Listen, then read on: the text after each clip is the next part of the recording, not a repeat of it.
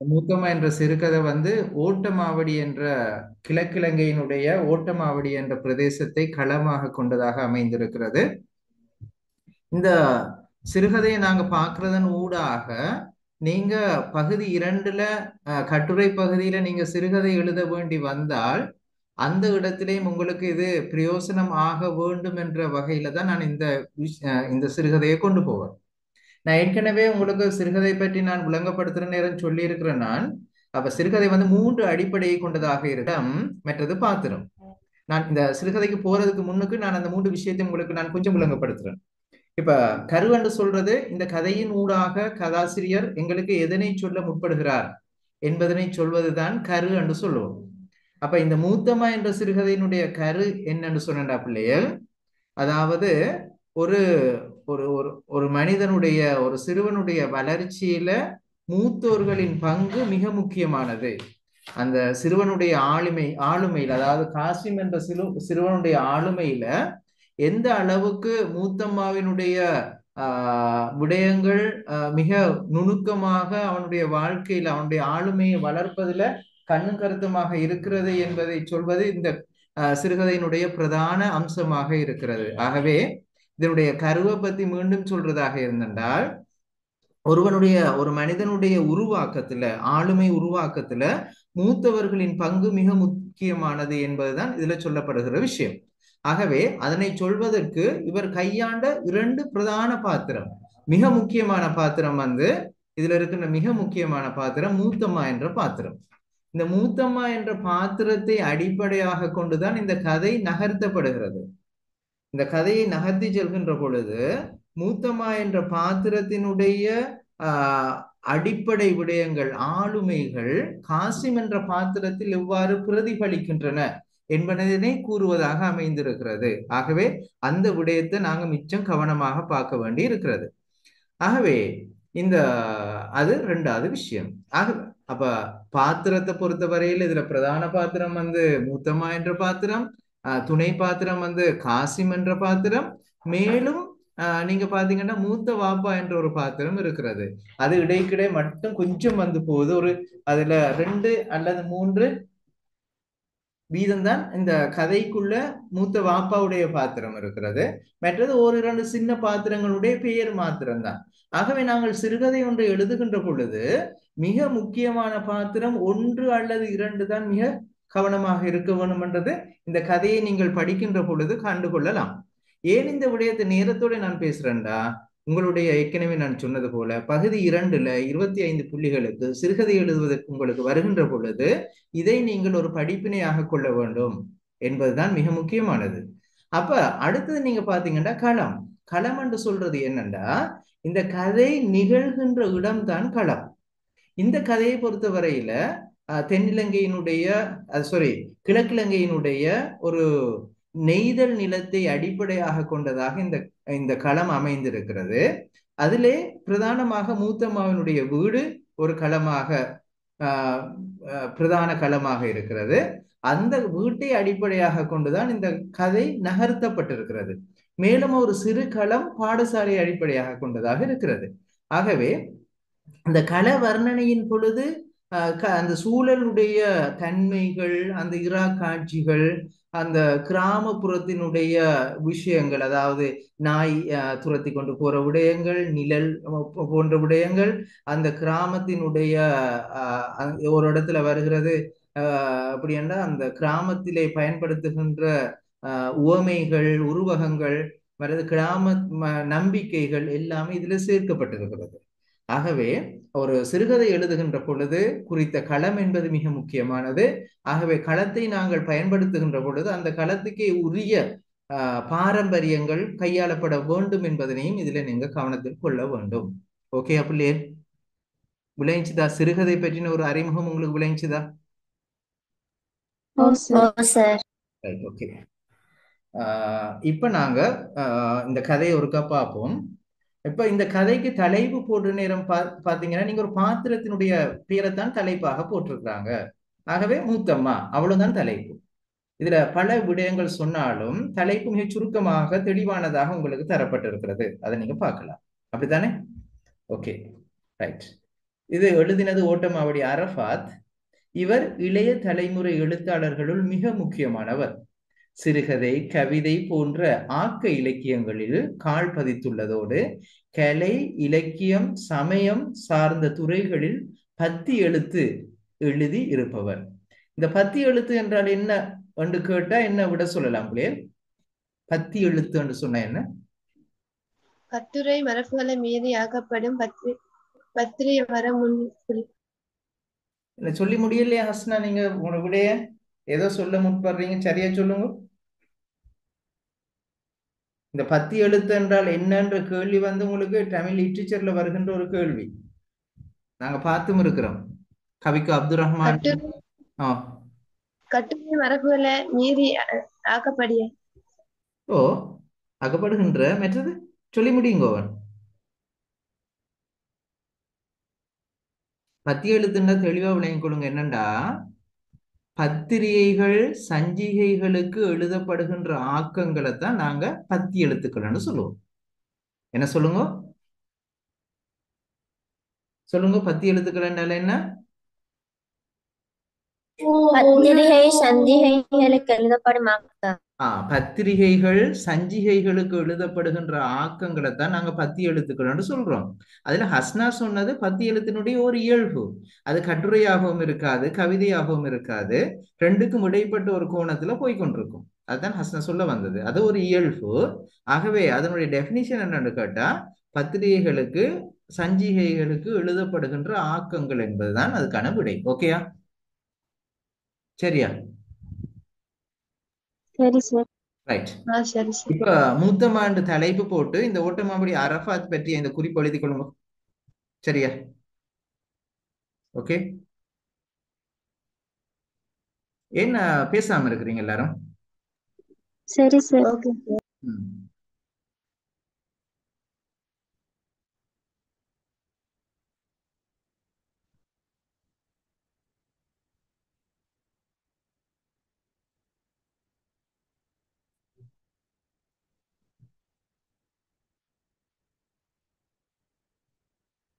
அந்த யாரு ஆமினா, நீங்க களமுண்டா என்னன்னு கேட்டிருக்கீங்க அப்படியா?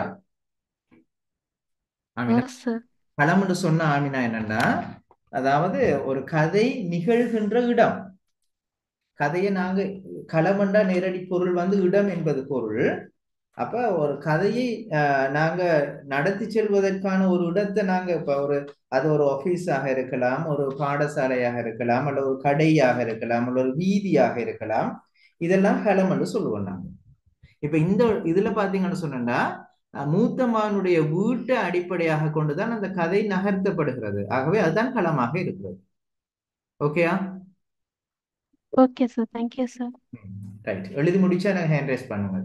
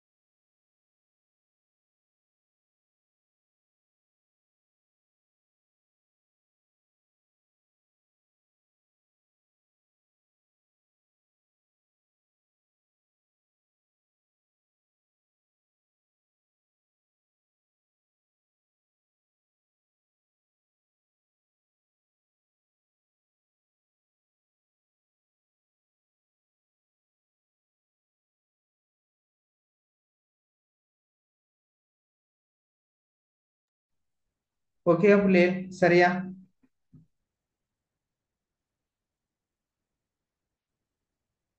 ரைட். இப்ப நாங்க பாருங்க, இந்த இந்த க இந்த சிறுகதை எழுதுகின்ற பொழுது நாங்க ஆரம்பிக்கிறது எப்படி என்று உங்களுக்கு ஒரு பிரச்சனை வரும். அந்த ஆரம்பம் ஒரு வர்ணனையாக இருக்கிறது மிக பொருத்தமானது. ஒன்றோ அது பாத்திரத்தினுடைய வர்ணனையாக இருக்கலாம், அல்லது களத்தினுடைய வர்ணனையாக இருக்கலாம். இந்த இடத்துல பாத்தீங்கன்னா ஒரு களத்தினுடைய வர்ணனை இங்க சொல்லப்பட்டிருக்கிறது. தயிர் சட்டியின் வடிவத்தில் வானில் கிடந்தது நிலா. நிலா எப்படி இருந்துச்சாம்? அப்படியே தயிர் சட்டியினுடைய வடிவத்தில் இருந்துச்சாம். ஓகேயா? அப்ப இது என்ன அணி பிள்ளைகள்? தயிர் சட்டியினுடைய வடிவத்தில் வானில நிலா கிடந்துச்சுன்னு சொன்னா என்ன அணி அது? ஓமை உவமை அணி என்ன? கொட்டி வைத்த இடத்தில் சற்று நேரம் இசகாமல் பிசகாமல் உறைந்திருக்கும் எருமை தயிர் போல ஆடாமல் இருந்தது அதன் வடிவம். அப்ப அந்த நல்ல கட்டி தயிர் எப்படி ஆடாமல் அசையாமல் இருக்குமோ, அது எருமை தயிர் எப்படி இருக்குமோ அது போல இருந்துச்சாம் அதனுடைய வடிவம். சரியா? இங்க 2 உவமை சொல்லப்பட்டிருக்கு உங்களுக்கு. வெண்ணிற மேகங்கள் நிலவை மூடி மூடி ஆலிங்கனம் செய்கையில், ஆலிங்கனம் செய்தல் என்ற பிள்ளைகள் தழுவி கொள்ளுதல் அல்லது அணைத்துக் கொள்ளுதல். இந்த முறை சென்ட்ரல் ப்ரொவின்ஸ் பேப்பர்ல இது வந்திருந்த மாதிரி ஞாபகம் எனக்கு. சரியா? வெண்ணிற மேகங்கள் நிலவை மூடி வந்திருந்துச்சா இந்த சொல்? அப்படியே ஓ சார். ரைட். பேசுங்க உன் அவசரமா. ஆலிங்கனம் செய்கையில் உரை தயிரின் பாலாடையோ என வியக்க வைத்தது அதன் அழகு. சரியா? ரைட். இது நிலவினுடைய அழகு எவ்வாறு இருந்தது என்று சொல்லப்பட்டிருக்கிறது. Okay, right. இப்ப சார் ஆலிங்கனம் என்ற அணைத்துக் கொள்ளுதல் அல்லது தழுவிக் கொள்ளுதல். சரியா? அணைத்துக் கொள்ளுதல் அல்லது தழுவிக் கொள்ளுதல். ரைட். இப்ப ஒரு கேள்வி போடுங்க பிள்ளைகள். கேள்வி ஒன்று போடுங்க.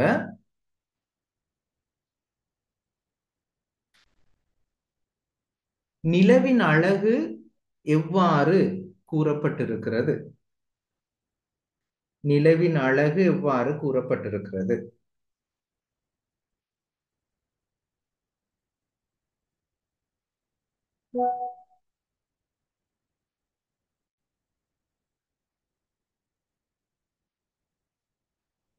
சொல்லலாமா? நிலவினுடைய அழகு எவ்வாறு கூறப்பட்டிருக்குன்னு சொல்லலுமா? தயிர் ஓ வடிவத்தில் இருந்ததாம். பிறகு கொட்டி வைத்த இடத்திலே சற்று நேரம் இசகாமல் பிசகாமல் என்றா ஆடாமல் அசையாமல் உறைந்திருக்கும் எருமை தயிர் போல அது இருந்ததாம். வெண்ணிற மேகங்கள் அந்த நிலவை மூடி மூடி அணைத்துக் கொண்டிருக்கையில் அது உரை தயிரின் பாலாடையோ என நினைக்கும் அளவுக்கு அது அழகாக இருந்ததாம். ஓகேயா? விளைஞ்சுதா? சரி சார். கேள்வியை கொஞ்சம் வாசிக்கலாங்களா? கேள்வி என்ன? கேள்வி என்ன இருக்க சரிங்களா? நிலவின் அழகு எவ்வாறு கூறப்பட்டிருக்கிறது அல்லது நிலவு எவ்வாறு வர்ணிக்கப்பட்டிருக்கிறது? Excuse me sir. ஓ, நிலவின் அழகுக்கு அப்ப வந்து வெண்ணிற மேகங்கள் வராதா சார்? அதுன்னு சொல்றேன். வெண்ணிற மேகங்கள். அதாவது சார். வெண்ணிற மேகங்கள் நிலவை மூடி மூடி அணைத்துக் கொள்வது போல இருந்ததாகவும் சொல்லி இருக்கிறார். சார்.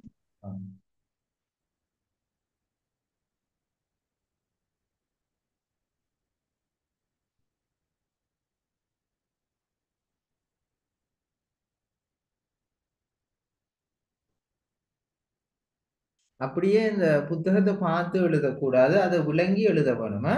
எப்படி எழுதலாம்? நிலவை பற்றி கூறுகையில் தயிர் சட்டியின் வடிவத்தில் இருந்ததாக கூறப்பட்டிருக்கிறது.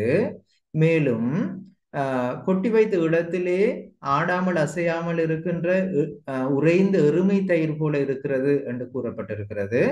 வெண்ணிற மேகங்கள் அதனை மூடி மூடி அணைத்துக் கொள்கையில் அது உரை தயிரின் பாலாடையோ என நினைக்கும் அளவுக்கு இருக்கிறது. ஓகேயா?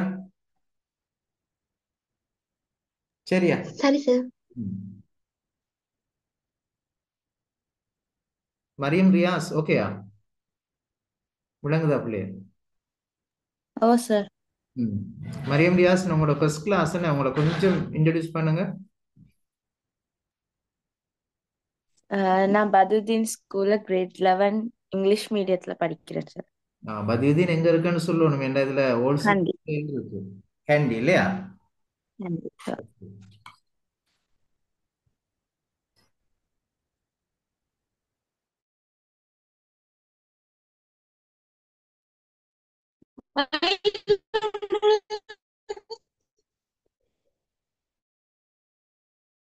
முகா நம்ம கேட்டீங்களா? சார்.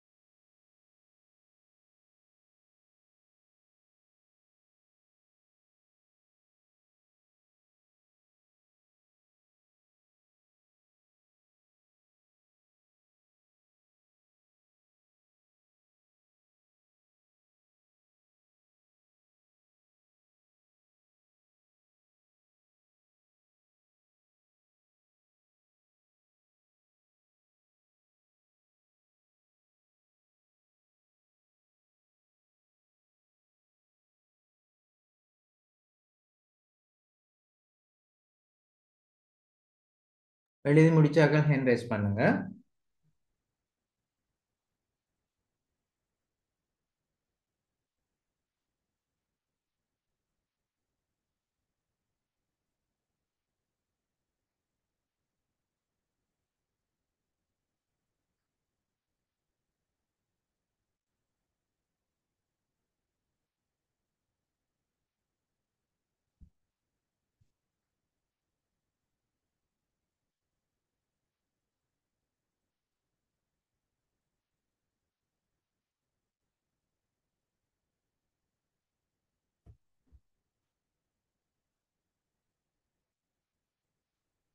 ஓகேயா?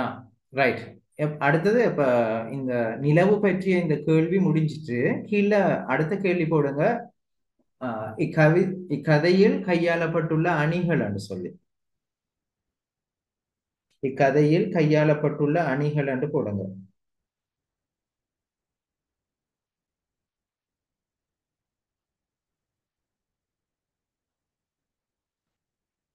சரியா? ஓகேயா?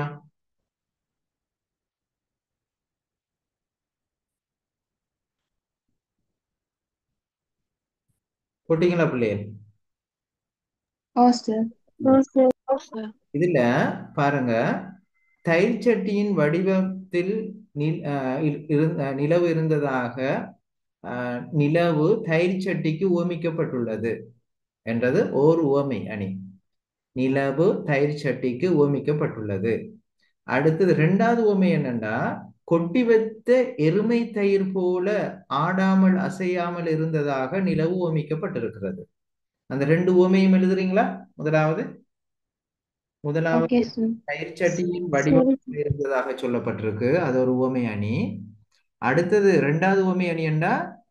உறைந்திருக்கின்ற எருமை தயிர் போல ஆடாமல் அசையாமல் நிலவு இருந்ததாக எருமை தயிருக்கு உவமிக்கப்பட்டிருக்கின்றது இரண்டாவது விஷயம். எழுதிக் கொள்ளுங்க.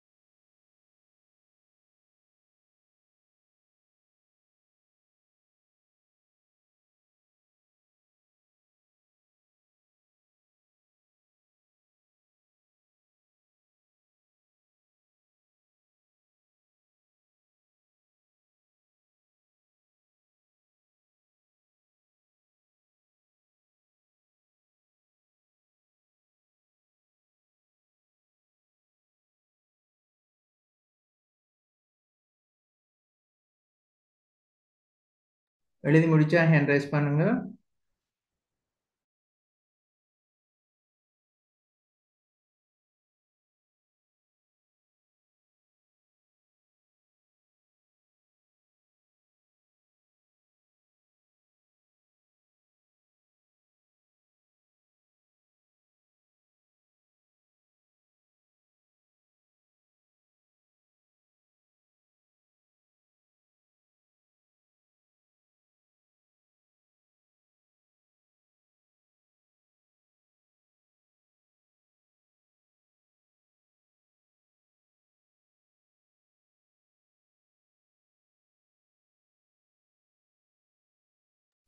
ஓகே, நுஹா, ஹப்சா, ரீமா, ருசைகா எழுதியாச்சா? ஷஹீல், விஜிதானி. ரைட்.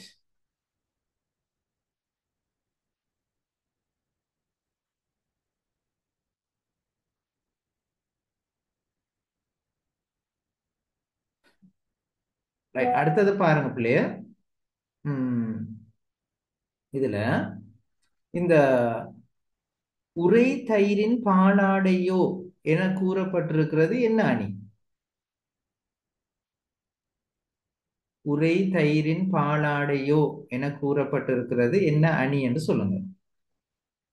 உவமையா உருவகமா? உருவகாணி. உருவக அணி. ரைட். இப்ப அந்த கேள்வி எழுதி விடை எழுதி அந்த அணிகள் கீழே இந்த கேள்வியை எழுதி விடை எழுதி கொள்ளுங்க. சரியா? உரை தயிரின் பாலாடையோ என்பதில் கையாளப்பட்டுள்ள அணி யாது?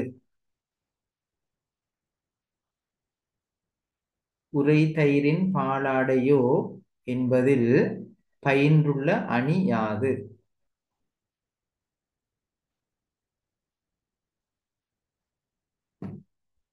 இப்ப லாஸ்டா ஜாயின் பண்ணது யாருமா?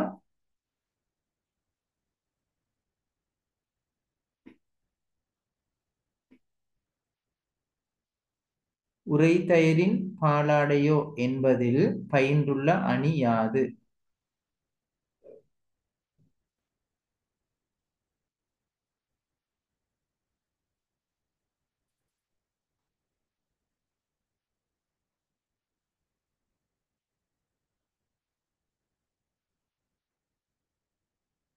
சொல்லுங்க, என்ன அணி என்று சொல்லியது? உருவகாணி. உருவக அணி. ஓகே.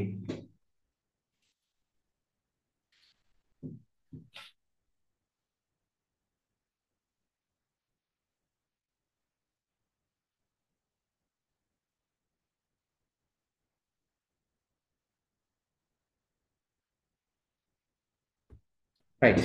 அடுத்தது போலாமா? தூரத்தே சீரும் கடலின் கடலின் சீற்றம் துல்லியமாய் கேட்டது. சற்று தள்ளி நிற்கும் மாமரத்தின் பூக்கள் காற்றுக்கு உதிர்ந்து கூரைக்கு மேல் நச்சென விழுந்தன. சம்பந்தமில்லாமல் நாய்கள் ஊளையிடுவதும் தனகி திரிவதும் ஒழுங்கைக்குள் ஒன்றையொன்று துரத்தி கடிப்பதும் மிக தெளிவாக தெரிந்தது. இந்த தனகுதல் என்று சொன்ன என்ன பிள்ளைகள்? தனகுதல் என்றால் என்ன? இது கிழக்கு மாகாணத்தினுடைய ஒரு சொல். சீண்டுதல் அல்லது வெறுப்பேற்றல், பைட் பண்றேன்னு சொல்லுவோமே நாங்க. விளைஞ்சுதா? ரைட். அப்ப அதுக்கான தமிழ் சொல் என்ன? வெறுப்பேற்றல் அல்லது சீண்டுதல். தனகுதல் என்றா எழுதி கொள்ளுங்க அந்த சொல்லையும். வெறுப்பேற்றல் அல்லது சீண்டுதல். ரைட். ஒழுங்கைக்குள் ஒன்றையொன்று துரத்தி கடிப்பது மிக தெளிவாய் தெரிந்தது. ரைட். அப்ப இந்த பந்தியில சொல்லப்படுகிற விஷயம் என்ன? கிராமிய சூழல் எவ்வாறு எடுத்து காட்டப்பட்டிருக்கிறது. சரியா? ஓகேயா? ஒரு ஓகே சார். அந்த அணிகளுக்காக வேண்டி நீங்க 3 அணிகள் எழுதிருக்கிறீங்க தானே? அதுக்கு நீங்க ஒரு சிஆர் கொப்பியாண்டா ஒரு பேஜ் வச்சுக்கொள்ளுங்க. வச்சுக்கொண்டு அடுத்த கேள்வி போடுங்க. கிராமிய சூழல் எவ்வாறு எடுத்து காட்டப்பட்டிருக்கிறது என்று சொல்லி போடுங்க. விளைஞ்சுதான் நான் சொன்னது. அணிகளுக்காக வேண்டி அந்த நீங்க எழுதினத்தோட சேர்த்து இன்னொரு சிஆர்ல ஒரு பேஜ் வச்சுக்கொள்ளுங்க. மீண்டும் வர அணிகளை நாங்க அதுல தொகுத்தெடுக்க போறோம். இப்ப நீங்க அடுத்த கேள்வி எழுதி கொள்ளுங்க. கிராமிய சூழல் எவ்வாறு எடுத்து காட்டப்பட்டிருக்கிறது. அந்த கிராமிய சூழல்ல நீங்க இந்த நிலவை பற்றி பேசினத்துல ஒரு 2 வரிகளை எழுதி கொள்ள வேணும். இந்த பந்தியில இருக்கிற விஷயங்களை எழுதி கொள்ள வேணும். ஓகேயா? விளைஞ்சுதா? இந்த கடல் சத்தம் கேட்டது, பிறகு என்ன மரத்தின் பூக்கள் உதிர்கின்ற சத்தம், நச்சென விழுந்த சத்தம் கேட்டது, சம்பந்தம் இல்லாமல் நாய்கள் ஊளையிட்டது, தனகி திரிகிறது, என்ன அந்த ஒழுங்கை என்ற சொல். ஒழுங்கை என்று சொன்ன என்ன பிள்ளைகள்? ஒழுங்கை என்று சொன்னா இந்த cross ரோடு இருக்கு தானே, அதுக்கு தான் ஒழுங்கை என்று சொல்லுவோம் நாங்க. விளங்குதா? அப்ப தமிழ்ல என்ன சொல்லலாம் அதுக்கு? தமிழ்ல நேர்த்தியான சொல் தான் அது ஒழுங்கை என்றத. முதலாம் ஒழுங்கை, இரண்டாம் ஒழுங்கை என்று சொல்லுவாங்களே, ஃபர்ஸ்ட் கிராஸ், செகண்ட் கிராஸ். விளங்குதா? விளங்குதா பிள்ளைகள் நான் பேசுறது? ஓகேயா? ஓ விளங்குது சார். ம். அப்ப கிராமிய சூழலை அந்த மேல இருக்கிற அந்த நிலவை பற்றி சொன்னதுலயும் கொஞ்சத்தை எழுதிட்டு இந்த பந்தியில இருக்கிற விஷயத்தை எழுதிக்கொள்ளுங்க.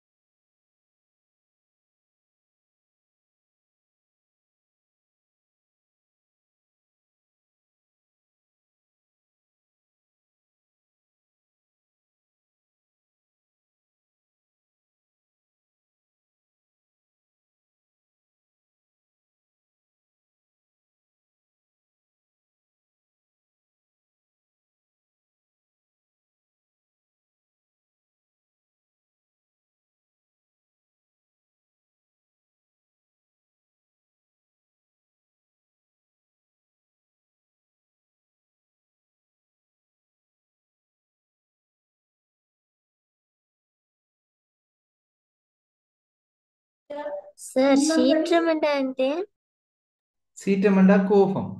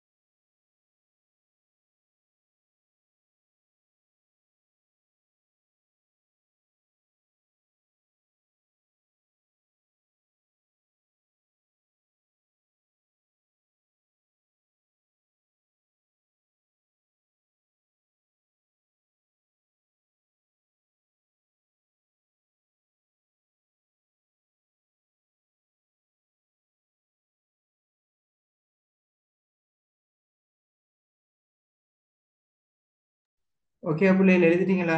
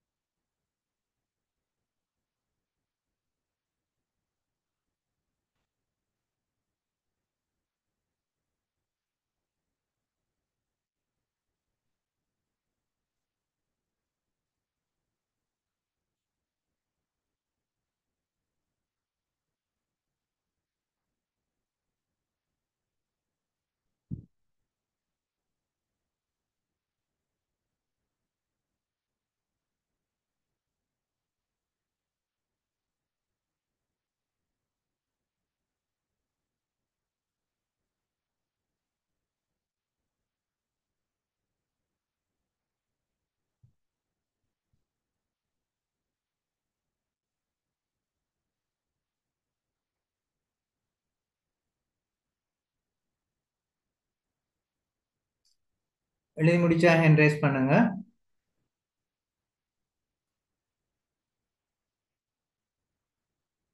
நுஹா, அம்னா, ரீமா. ரைட். ஓகே. நாங்க இப்ப நாங்க காசிமனுடைய பண்புகள் பார்க்க போறோம். அப்ப அந்த கள வர்ணனை, அதாவது கிராமிய சூழல், அதுக்கு பிறகு ஒரு தலைப்பு போட்டுக்கொள்ளுங்க, காசிமின் பண்புகள் என்று சொல்லி, அல்லது காசிமின் குணவியல்புகள் அல்லது பண்புகள் என்று போட்டுக்கொள்ளுங்க. நாங்க அதை பார்க்க போறோம் இப்ப. மூத்தம்மா வரும் வரை நான் பந்தலின் கீழ் தொங்கின ஊஞ்சலில் இருந்தேன். இவர் காசிம் தான் சொல்றார் தன்னை பற்றி. என் மடிக்குள் சின்ன தங்கச்சி இருந்தாள். அப்ப இதுல இருக்கிற காசிமனுடைய பண்புகள் என்ன? மூத்தம்மா வரும் வரைக்கும் தனது தங்கையை மடியிலே வைத்து காத்திருப்பவர் என்று சொல்றது அவருடைய பண்பு. காத்திருந்தவர் என்று சொல்றது. காலை கீழே குத்தி உந்தி விட்டேன். எண்ணெய் வறண்டிருந்த ஊஞ்சல் செயின் கிரீச்சிட்டது. மஞ்சோனா மரத்தில் பக்குள் கத்தியது. பக்குள் என்று சொன்னா ஆந்தையா? ரைட். பக்குள் கத்தியது. மஞ்சோனாவை பார்த்தேன். இது ஒரு மரத்தினுடைய பெயரை. மிக அடர்த்தியாக காற்றுக்கு தலை விரித்தாடி பொய்யாரமாக நின்றது. பயத்தில் உறைந்து போய் மூத்தம்மோய் என்று. அப்ப இதுல இருக்கின்ற காசினுடைய பண்புகள் என்னன்னு சொன்னா, ஒன்று வந்து தனது தங்கையை மடியிலே வைத்து மூத்தம்மாவுக்காக காத்திருந்தவர் என்று சொல்றது. அடுத்தது இந்த இயற்கையினுடைய தன்மைகளை கண்டு அச்சமுற்று அந்த அச்சத்தை நீக்குவதற்காக வேண்டி மூத்தம்மாவை தேடியவர் என்றது. எழுதி கொள்றீங்களா? விளைஞ்சுதான்? Okay sir. ரைட். காசினுடைய பண்புகள் எழுதி கொள்ளுங்க. சார் ஓ ஹஸ்னா. ஓ அந்த கிராமிய சூழல் அந்த வர்ணனை நினைச்சீங்கன்னா ஒரு பேஜ் உண்டா? இல்ல, அது தேவையில்ல, அது போதும். சரியா? Okay sir. ம்.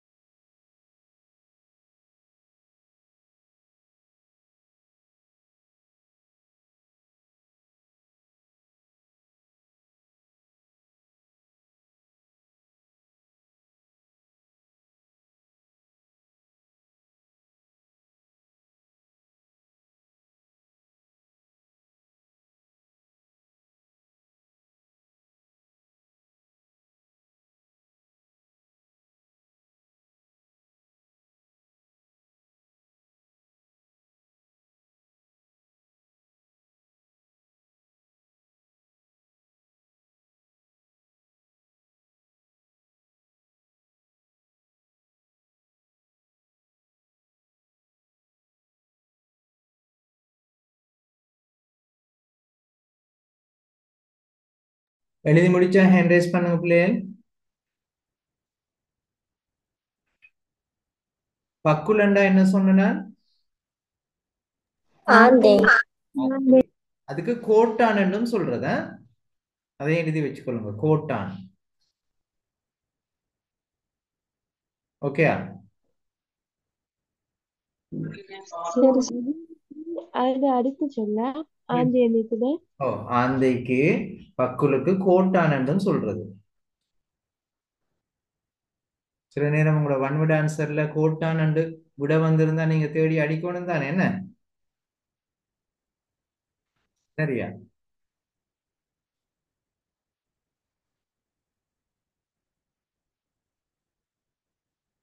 ரைட்.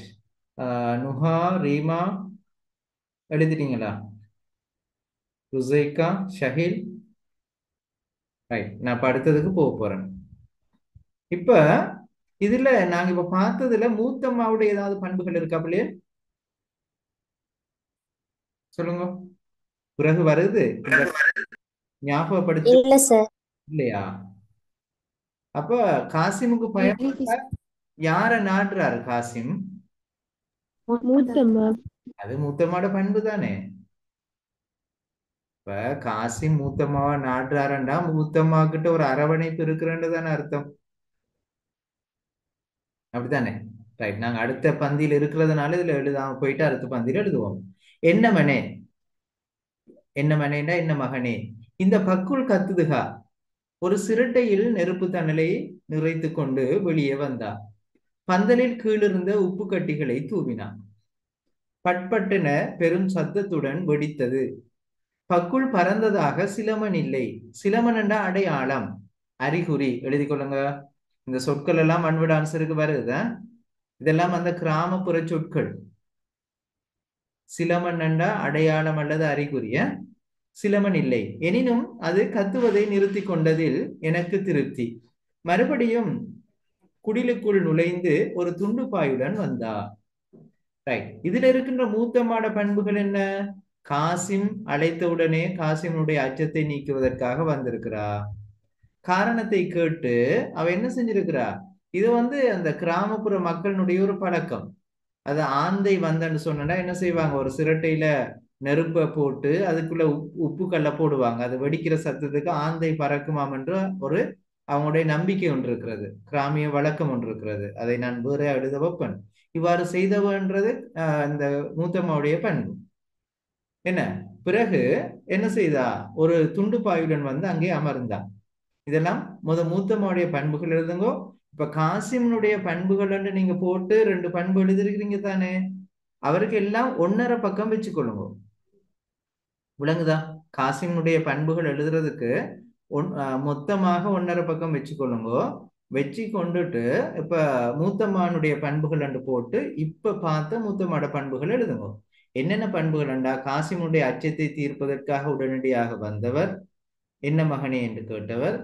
என்ன பக்குளை விரட்டுவதற்காக வேண்டி, அதாவது ஆந்தையை விரட்டுவதற்காக வேண்டி சிரட்டையிலே உப்பு நெருப்பினை போட்டு, நெருப்பு தணலை போட்டு அதிலே உப்பு கட்டிகளை போட்டவர். மீண்டும் துண்டுப்பாயுடன் நிலவிலே அமர்ந்து கொண்டவர். இதெல்லாம் மூத்தம்மாவுடைய பண்புகளாக நீங்க எழுதி கொள்ள வேணும். ஓகேயா? Excuse me, sir. சொல்லுங்க. Sir, துண்டு பாயிண்ட் என்ன? பாய்த்துண்டு. சரியா? பாய்த்துண்டு உண்டு. பாயிண்டா தெரிந்தானே? ஓ சார். ரைட். ஓகே, எழுதி கொள்றீங்களா? சொல்லுங்க பிள்ளையே. Okay sir. ரைட்.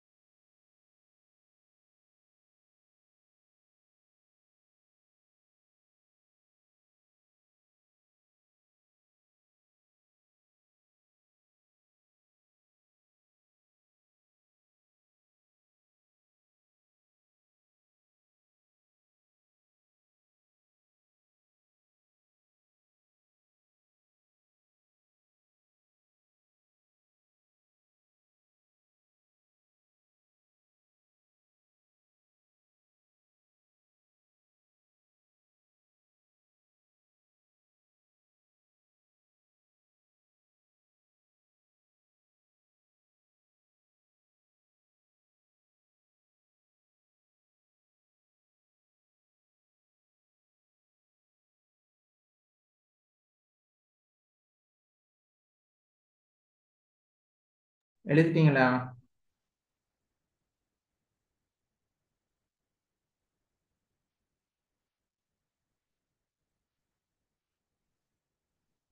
எழுதி முடிச்சா ஹேண்ட் ரைஸ் பண்ணுங்க. ரைட். இப்ப நாங்க மூத்தமாட பண்புகள் எழுத தொடங்குறோம் தானே, காசிம்ட பண்புகள் மாதிரி. மூத்தமாட பண்புகளுக்கும் ஒரு 1.5 பக்கம் வச்சு கொண்டுட்டு அடுத்த தலைப்பு போடுங்க பிள்ளையர். கிராமிய வழக்கம் சொல்லி விளைஞ்சுதா? மூத்தமாட பண்புகளுக்கும் ஒவ்வொரு 1.5 பக்கம் வச்சுட்டு சிஆர் கோப்பியா இருந்தேன்னா, சின்ன கோப்பியா இருந்தேன்னா அதுக்கு ஏற்ற மாதிரி வச்சுக்கொள்ளுங்க. சரியா? இப்ப தலை போடுங்க கிராமிய வழக்கம்னு சொல்லி. போட்டீங்களா? சரியா? Yes, sir. இப்ப நாங்க 2 கிராமிய வழக்கம் பார்த்திருக்கிறோம். ஒன்று வந்து நிலா காலங்களிலே அவங்க என்ன செய்வாங்க, வீட்டுக்கு வெளியே வந்து அந்த நிலா வெளிச்சத்துல அமர்ந்திருப்பாங்க என்றது உண்டு. ரெண்டாவது என்னன்னா, பக்குள் கத்தினால், அதாவது ஆந்தை அலறினால் என்ன செய்வாங்க, ஒரு சிரட்டையில நெருப்பையும் எடுத்துக்கொண்டு வந்து அதுல உப்பையும் போட்டு அந்த சத்தத்துக்கு ஆஹ் அதான் இந்த ஆந்தை பறந்து விடும் என்ற நம்பிக்கை அவர்களிடம் இருக்கிறது என்றது ரெண்டாவது விஷயம். விளைஞ்சுதா? ரெண்டையும் எழுதணுமா? விளைஞ்சுதா பிள்ளைகள்? ஓகேயா? Oh, sir. Okay, sir.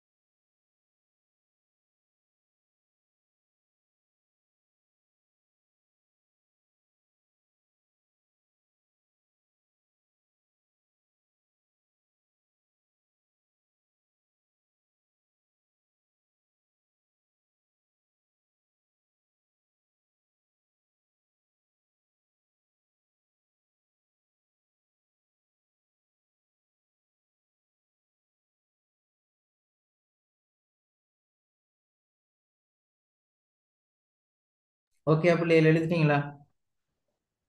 சரியா?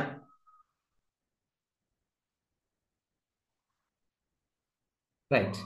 இப்ப அடுத்தது பாருங்க பிள்ளைகள். மஞ்சோனா மரத்தின் கீழ் பாயை விரித்து சாய்ந்து கொண்டார். இலைகளுக்கு இடையில் நிலவொளி கசிந்தது. மூத்தம்மா எப்பொழுதும் கால்களை பரத்தி ஒரு காலுக்கு மேல் மறு காலை போட்டு ஆட்டியவாறு தான் அமர்ந்திருப்பார். வெற்றிலை பெட்டி அருகில் இருந்தது. படிக்கத்தை காணவில்லை. வெற்றிலையை இடித்து தூளாக்கும் இடியுரலும் ஆணியும் கூடவே இருந்தன. இதுல வந்து கிராமிய வழக்கொன்னும் சொல்லப்பட்டிருக்கு, மூத்தம்மாட பண்பும் சொல்லப்பட்டிருக்கு. மூத்தம்மாட பண்பு என்னன்னா, அவ காலுக்கு மேல காலை போட்டு கால்களை நீட்டி அமர்ந்து கொள்ளுவா. மற்றது வெற்றிலை போடக்கூடியவன்றது அவருடைய பண்பு. அந்த வெற்றிலை என்ன செய்வா அவ? உரலும் ஆணியும் கொண்டு இடித்து சாப்பிடக்கூடியவன்றது அவருடைய பண்பு. மற்றது கிராமிய வழக்கத்திலையும் சொல்லணும். என்ன, இந்த கிராமத்து பெண்கள் என்ன செய்யறாங்க? வெற்றிலை இடித்து சாப்பிடக்கூடியவர்கள் என்றது கிராமிய வழக்கத்திலையும் எழுதவும். விளைஞ்சுதா? ரெண்டு விஷயம் ஓகேயா? ஓ சார். அதை தோத்துக்கொள்ளுங்க.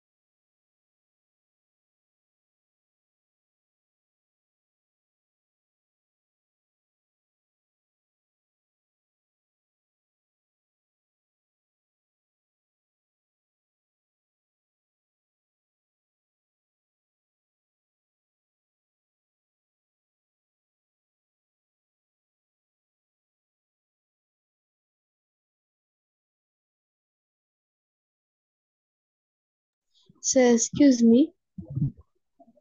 ஹஸ்னா, படிக்காம வந்துச்சு அது எப்படி நினைச்சிய? அது யூஸ் பண்ணுவாங்கம்மா. இந்த வயசாளிகள் வந்து இந்த எச்சி துப்புறதுக்கு வெளியே போகையில தானே, அப்போ வீட்டுக்குள்ள வச்சிருப்பாங்க. அதான் படிக்காமன்னு சொல்றது. ஓகேயா? Okay sir.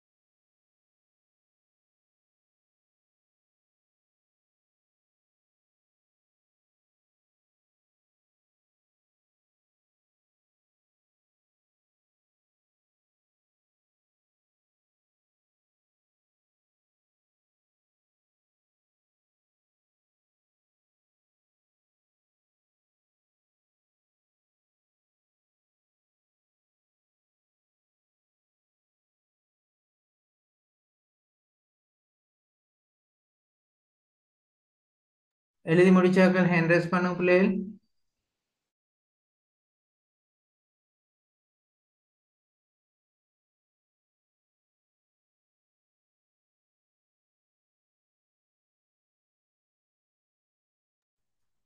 ரைட். மஞ்சோனா மரத்தின் கீழ் பாயை விரித்து சாய்ந்து கொண்டா. அது பார்த்துட்டோம் இல்லையா? அடுத்து பாருங்க. பாக்கை சீவலாக்கி அளவோடு ஏனைய கராம்பு சாதிக்காய் கூட்டையும் சேர்த்து துவைத்து எடுப்பா. ஊஞ்சலில் இருந்த நானும் தங்கச்சியும் மூத்தம்மாவின் விழாவில் போய் அப்பிக்கொண்டோம். அப்பிக்கொண்டோம்னா அப்படியே சேர்ந்து ஒட்டி கொண்டோம்ன்றது அர்த்தம். அவ அணைச்சி கொண்டோம்ன்றது அர்த்தம். நிலவு சற்று சரிந்தது. ஃபேக்டரி விசில் சத்தம் கேட்டது. எத்தனை மணிகா? 9 மணி என்றார். இந்த விசில் சத்தமே ஒரு வகையான கிளியை உண்டு பண்ணும். கிளி என்ற பயமா உண்டு பண்ணும். அடிவயிற்றில் உருளுவதை போல் விசில் சத்தத்தை கேட்கும் போதெல்லாம் நெஞ்சுக்குள் உதைக்கும். ரைட் பிள்ளைகள், இதுல காசிமுடைய பண்புகள் இருக்கு. காசிமுக்கு அச்சம் வருகின்ற போதெல்லாம் மூத்தம்மாவை தேடி வராரு. அவருக்கு அந்த விசில் சத்தத்தை கேட்டாலும் அவருக்கு பயம் வருகிறது என்று சொல்றது காசிமுடைய பண்பு. ஓகேயா? விளைஞ்சதா பிள்ளைகள்? அப்ப அந்த பேர பிள்ளைகளுக்கு அச்சம் வருகின்ற போதெல்லாம் அந்த அச்சத்தை நீக்குவதற்காக வேண்டி இந்த மூத்தம்மா செயற்படுகிறா என்பது மூத்தம்மாவுடைய பண்பு. ஓகே தானே? விளங்குதா? ரைட். அப்ப அது ரெண்டையும் எழுதி கொள்ளுங்க பிள்ளைகள்.